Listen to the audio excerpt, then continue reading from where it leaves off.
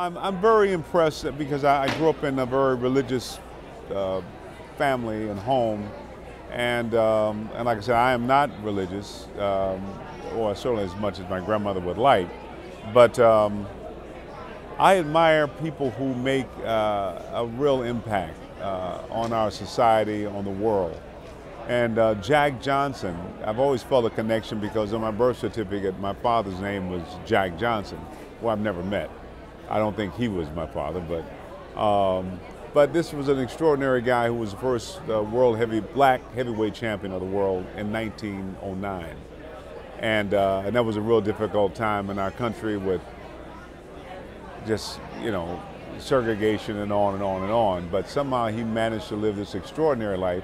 And I really chose this character because he wasn't a minister.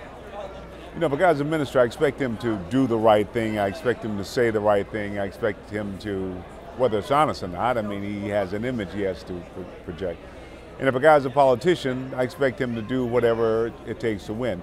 But this is a guy who wasn't a minister and he wasn't a politician. He was just a guy who felt that being American and being free was all the rights he needed. And he didn't give in to the demands that society had for him as a black American.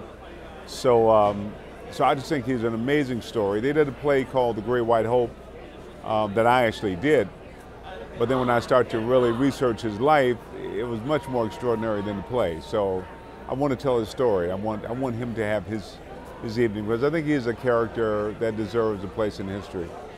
And I think he's been sort of forgotten.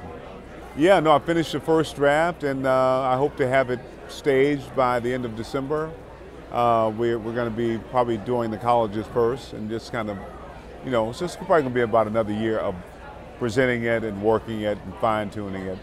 But hopefully it'll be something that, will be worth the wait. And but I feel very,